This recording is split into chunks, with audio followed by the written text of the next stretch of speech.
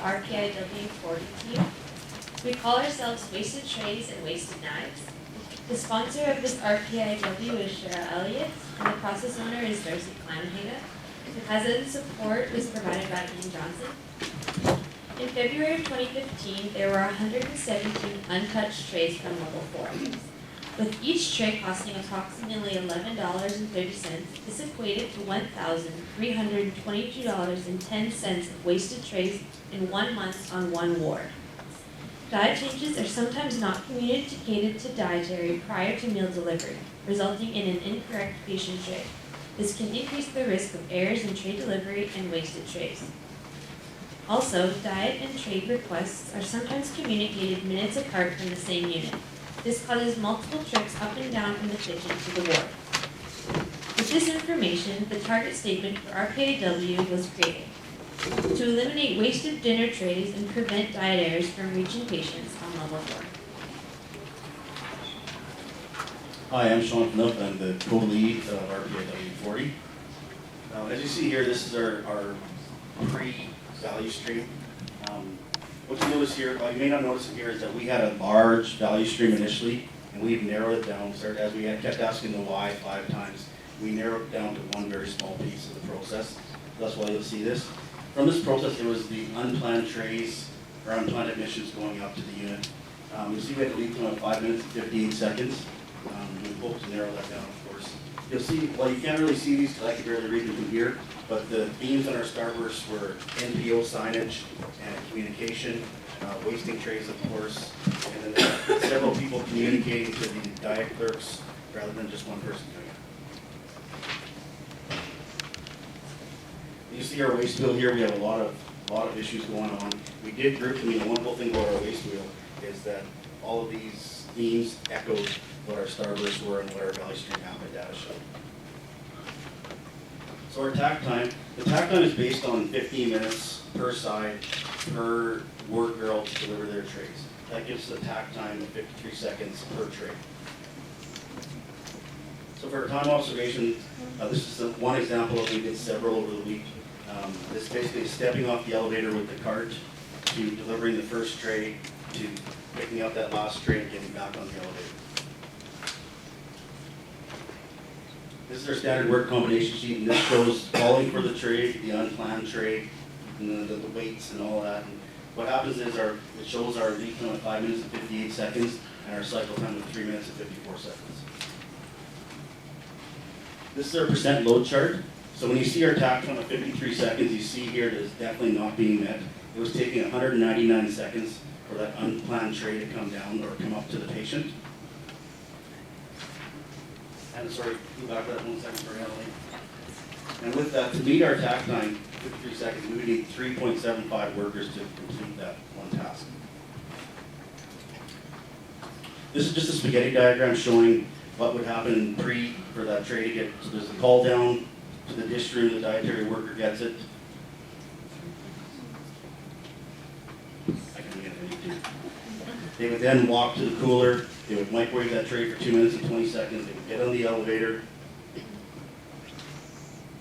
they'd go up to level 4, and they would deliver it, and then back off the elevator. So for our 5S, we picked the catering room and the dietary area.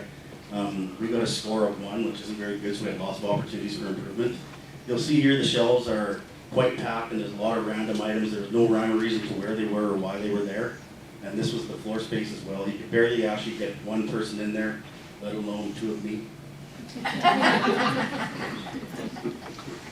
This is our pre-target progress report. You'll notice that our total square footage for that catering room was 106.2 square feet. Our target was 51.3 square feet. We had an inventory of 455 dry goods. There were no consumables left in there when we were done. Sorry about that. And it was 227 was our goal. Walking distance for the unplanned trays was initially 334 feet. We hope to get that down to a goal of 167.2 feet. And you'll see the difference between the unplanned tray. The difference is that tray only makes 1 trip. And as far as wasted trays, It shows that we're making 6 extra trays and we're wasting 6. The only reason that number shows the 6 is because when we do our number, it was 5.5, so we did round that up. And we hope to get that down to a goal of no wasted trays.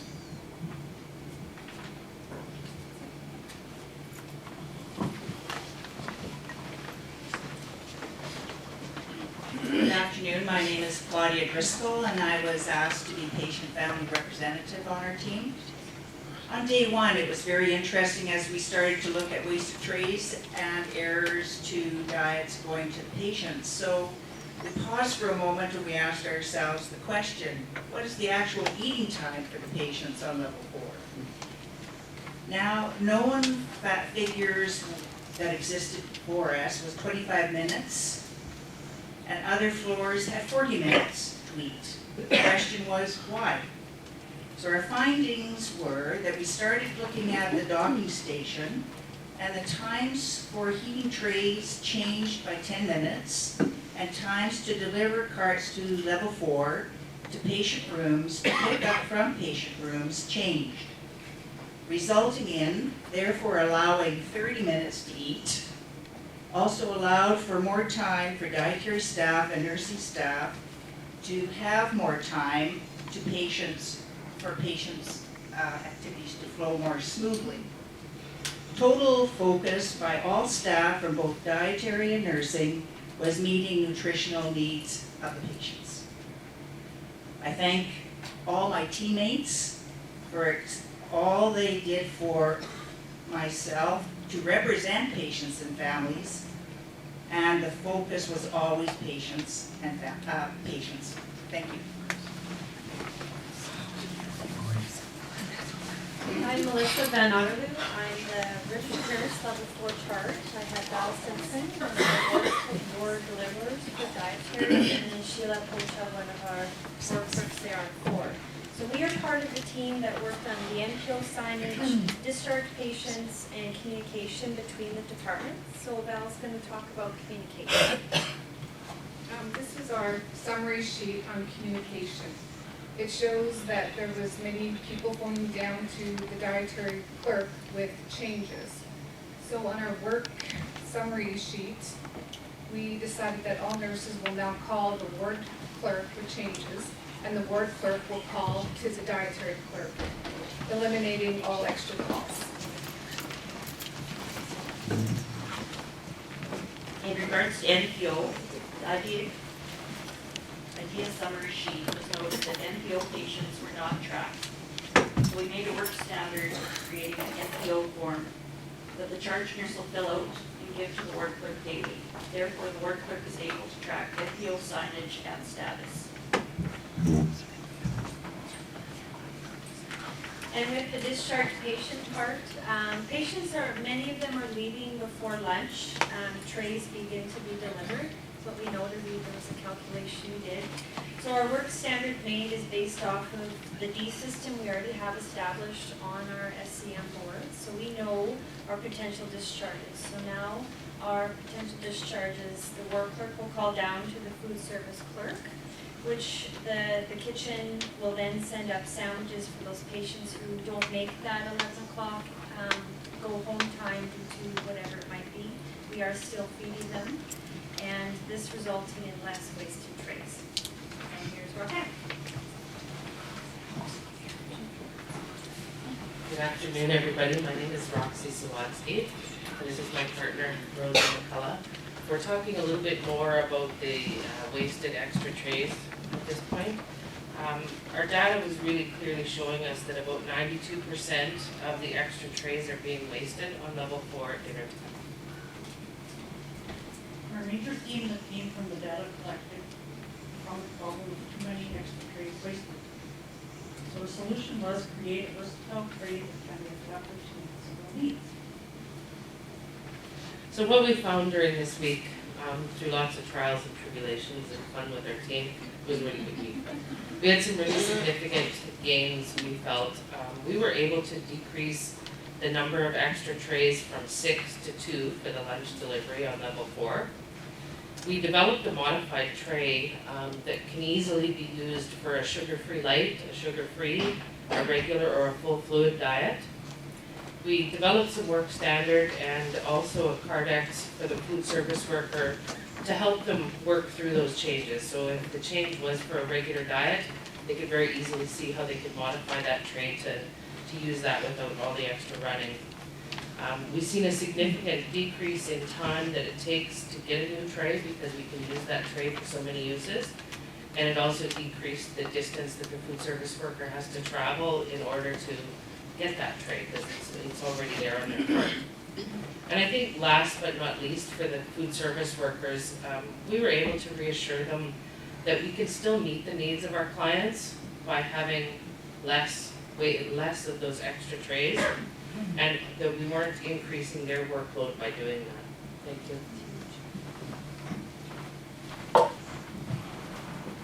Good afternoon, I'm Annalise Stuckel. I'm one of the co-leads on this wonderful team, RPIW number 40, Wasted Trays and Wasted Knives. We'll get Sean to sing that song for you later. So if you take into consideration all of the work that these wonderful people did over the week, they looked at certain areas. We looked at the NPOs, getting proper usage of NPO signs, recognizing them, being able to get the orders quicker and communicate it more effectively. We also looked at the discharges. We had many discharge people leaving before noon, but the trays were still coming up. And so that was another way. So we had extra trays being made as buffers just in case, and then we had those wasted trays based on who was leaving before with the tray coming up at the same time. So looking at our future state, we looked at that unplanned tray delivery, and if we reduce the unplanned trays completely, we really were able to make some effective changes over the week. So you will see in our future state that now we have one tray made up on the cart, and so if you have a new admission, a discharge, or a late tray, or something is required, they can go to that tray that's already made up off on the cart, and they may actually be able to adapt it to many different people. So you're only getting one tray instead of 3 coming up on each cart each time. The patient meal is then delivered and set up, and the patient eats. What's really valuable here is that you'll see we reduced our lead time from 3 minutes and 34 seconds to 1 minute and 37. But what I really like about this is that it's 100% value time with no waits. So that means that nobody's walking for a tray and the patient's not waiting to eat. This is our waste wheel after we were complete our week. You remember what the first one looked like. We were able to address a lot of what we identified as waste during our week, and we removed a lot of them. Just one of our time observation forms to demonstrate that we timed what it was like for that food service worker to actually create or adapt a tray that was already on the cart to take into a patient while on the floor. So they're actually doing it at point of care. And you can see there in our standard work conversation, from the first standard combination sheet that we did to this one, we've got the call for the trays made from the cart, and the meal delivered set up. There are no waits and there's no walks. And the percent load chart, although we'd like to see it down to that takt time of 53, we're still not quite there yet. We still have a little bit of walking to do if we're missing something off the cart, etc. So we're down from 199 seconds to 97. And it would now take 1.8 people, if you can figure out how to get 0.8, good on you, to do the work. And there's the impact on the food service workers. We're now taking a few steps to prepare the unplanned tray, take it back. We reduced significantly from 334 right to 80 feet. Our 5S, following what you saw in our catering room, Sean and I spent some nice time in that small space, making things look better, and so we got a score of 3.2. Probably one of our most significant improvements was we had maintenance come down and install shelves that took all of the butlers off the carts. And so now the carts are more accessible, the butlers are more accessible, and we certainly have provided them with more space. So you can see that nothing's on the top, nothing's on the bottom, and everything that's heavy is kind of in the middle, so we've really addressed some safety for the employees that are using the space as well.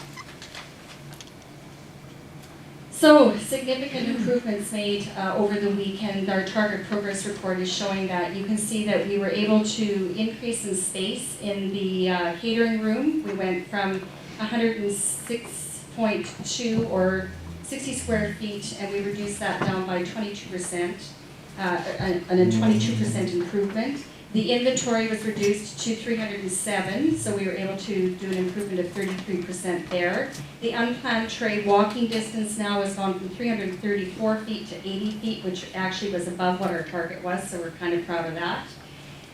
The parts traveled, the tray again, same thing, traveling 167 feet and now down to 80, so improvements there as well. I think the key one for us, if you want to just flip to the next page, Sean, is the wasted trays. And so we went from 6 extra trays being prepared, going up on the 2 carts to level 4, and we decided to go down to 1 tray per cart, so 2 trays being prepared.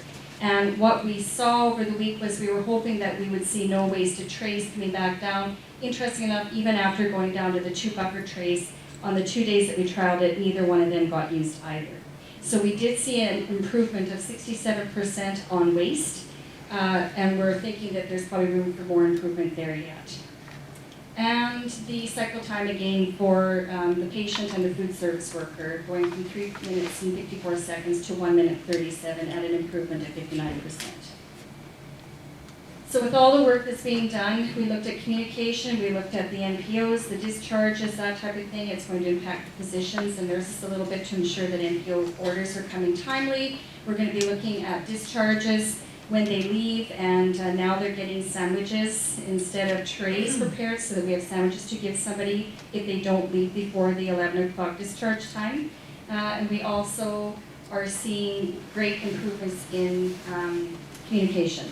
So the standard work that's been created is great. We have pretty well 100% of all the work done, other than now the process owners have the wonderful job of ensuring that everybody is educated and practicing the process. And so you'll see that we started our multi-skills task sheets. We got about 25% of the training done in both areas, and now that will be up to the process owners to carry on.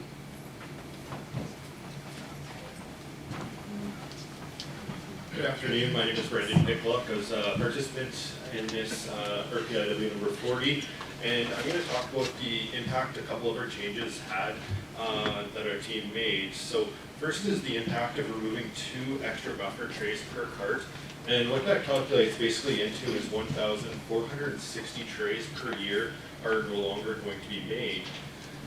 The second change that we made, the impact of the canceling trays by 8 o'clock on lunch. And basically this is based on last month's data. So we see that there's 187 discharges, and there was actually 184 lunches created, and 32 were removed before the heating cycle, so it means that they were actually potentially could be used, reused somewhere else.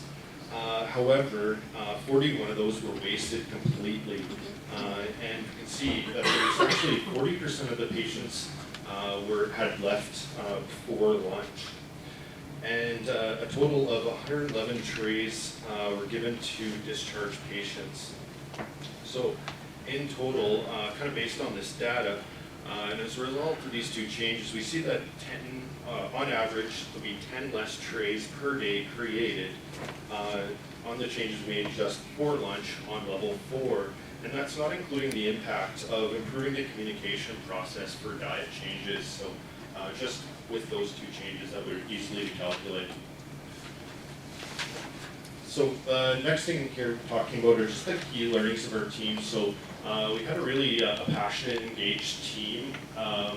We really tried focusing, so having that patient-focused decisions, kind of rooting what on the changes that we made and go forward.